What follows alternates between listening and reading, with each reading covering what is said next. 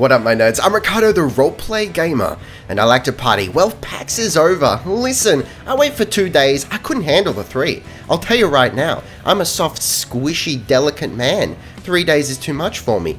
But 2 days, look, it's enough. It's enough to see everything I wanted to see, and ultimately, let's face it, let's get down to brass tacks here. I just wanted to play Monster Hunter. I just wanted to play Monster Hunter World. That's it. That's the only reason I went to PAX. And I have fulfilled that goal, and I'm happy. So look, it feels, it's just straight up, it's Monster Hunter, but it looks fantastic. It's absolutely the best looking Monster Hunter that's been released as far as, you know, in my experience. The biggest thing that stood out to me, you know, keep in mind, we weren't allowed to play more than 15 minutes. So you can't really get a super deep feel of what the game's all about. But, you know, it does definitely, if you enjoy Monster Hunter, I doubt you're not going to enjoy this. That was a very awkward sentence, but I know you know what I mean. But the biggest thing that stood out to me with Monster Hunter World is the seamlessness of the world. So, you know, you still got your little zones, your sort of small rooms connected with corridors, but instead of there being a loading screen between those rooms, it's all seamless. It's just one big world this time. Now, some speculation here. I'm almost positive that each biome is behind a loading screen, of course. You know, I don't want to mislead you here. I mean, like, when you go to the forest, it's seamless. When you go to the desert, it's seamless, that sort of thing.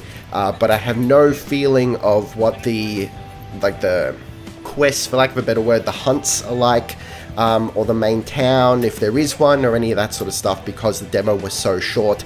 I am still very excited about it. I'll tell you one thing, I don't own any of the modern consoles. I have a PlayStation 2, and I came to that pretty late. I have a Wii, I also came to that scene pretty late, and nothing else.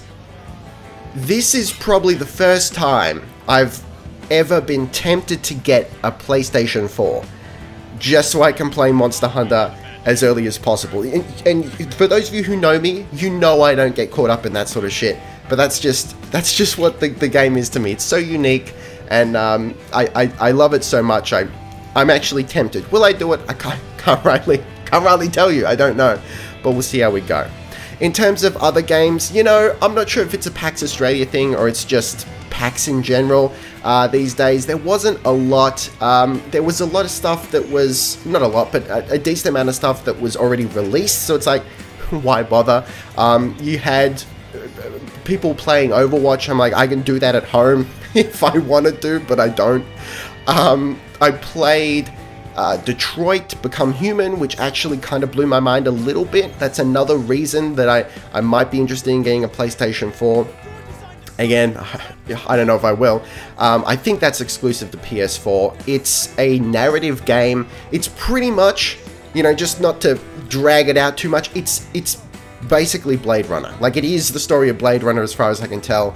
But, you know, of course, a different world, different aesthetic. It's a little more utopian future as opposed to dystopian future as far as I could tell. The dystopianness is in how the androids are treated themselves. So you actually play an android, and the guy at the booth who talked to me when I finished my demo, it was just a short demo, maybe 10 minutes.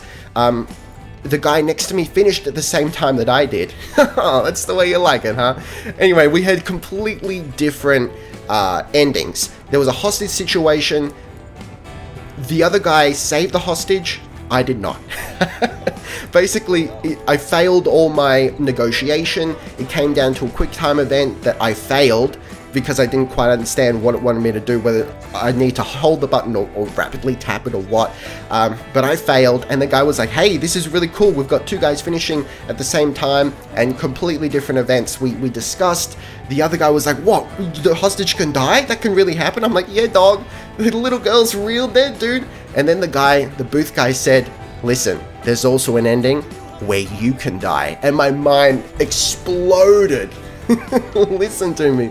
I also played Assassin's Creed Origins, which is out by now. It looks absolutely fantastic. I played on it on Xbox One.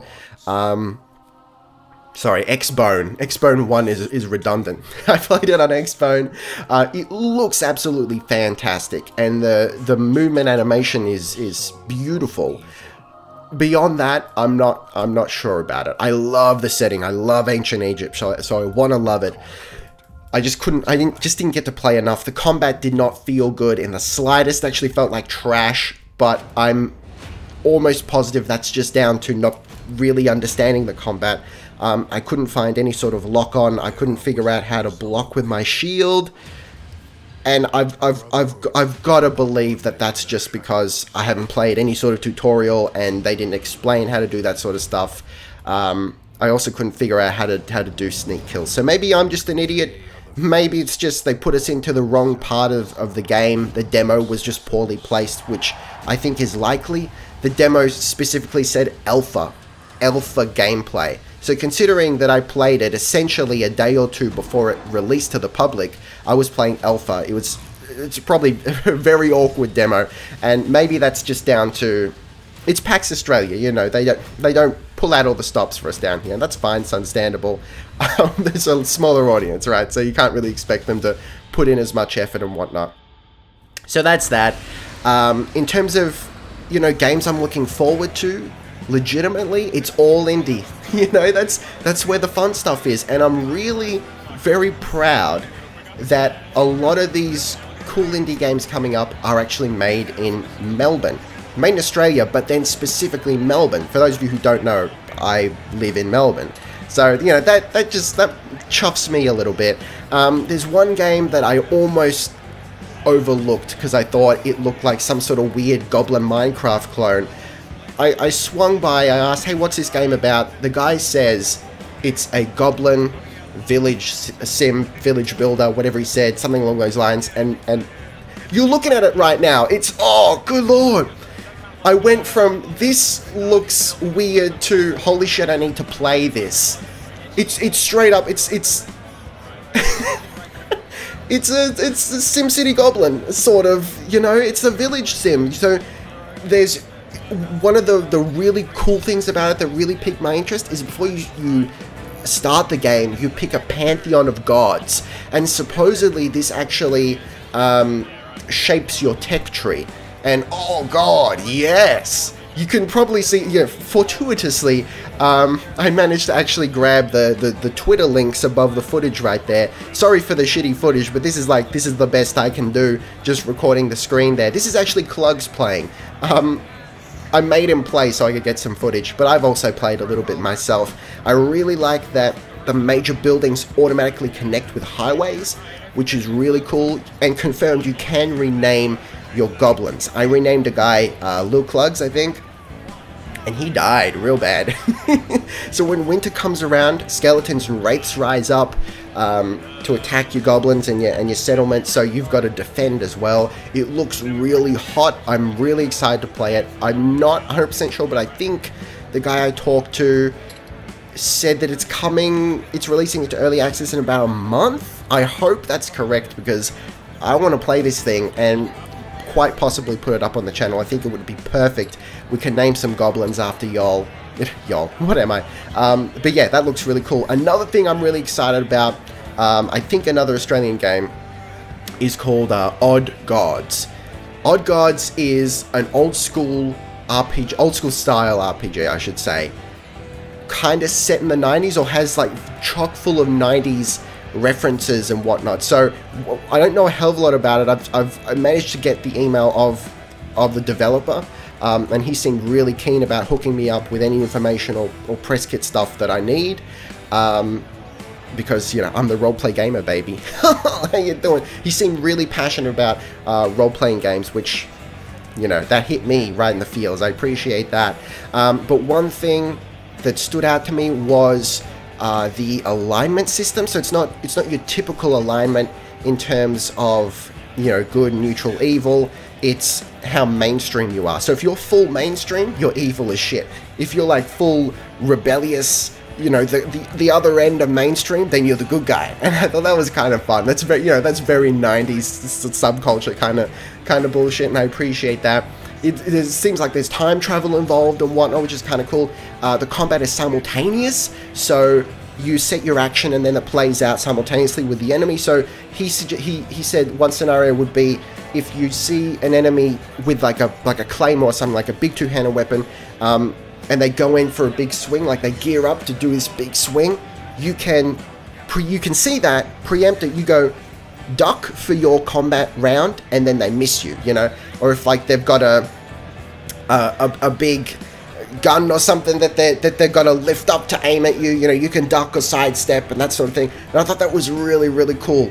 Beyond that, you know, I don't know a hell of a lot about it. Like I said, I gotta bug the dev and kind of get the scoop. But there you go. I'm really excited for Odd Gods as well. And that's, as they say, is it. That's sort of that's the major highlight of my PAX experience. I'm gonna leave you now with some thoughts from Klo0gas. Who had some fairly strong opinions regarding PAX that I don't disagree with, but you know, he's a very salty man, and I appreciate that a great deal. So thank you guys very much for watching. Taste the game, be excellent to each other, and I'll see you next time. Roleplay Gamer out. You're doing something. Give me your thoughts on PAX. It's a piece of shit. Don't bother. Wow, rude. Yeah. Elaborate, dude. No, look, it's good. I guess. There's things here, mostly, you know. There's real long lines, if you're into that. Yeah. If you like standing around, but on someone else's time, that's real great. If you like overpriced chips, you're in the right place. If you like signs and loud noises and glowing lights, an insight into our cyberpunk future that is destined to befall us in the next 50 years, then you should be here. I can't confirm any Harrison Ford's as Deckard Cain, but it's fine. Deckard Cain? Deckard Cain. I mixed the two up, it's fine. So that's pretty much. If you want to watch competitive games in person instead of on the internet, where there's probably better gamers playing the games, then you should come here. If you want to get demos of games that are so short you can't actually get a feel for what the game is about, you should come here. If you want to see big trucks parked inside for no real reason, you should come here. If you want to be confused as to the presence of certain companies' booths in the area that is PAX, such as hardware resellers that are going to get no extra real press from being here. Tease me some names. Like, for example, now we'll get sued probably, we can't. No, don't even worry about it. Look, there's DPL and there's MSY. They've already got shops. Why do they need to be here reselling? Like, they just brought all their shit here for no reason. It's real rude. There's Frozen Fanta. Really? Where? Yeah, just there. Oh, yeah. Yeah. And there's also minor celebrities, which cause the content creator access badge to be way over leveled for me. So now I'm not here as a content creator. I'm here as a random pleb, which is real rude. So all in all, 0 out of 8 would not PAX again. Wow, rude.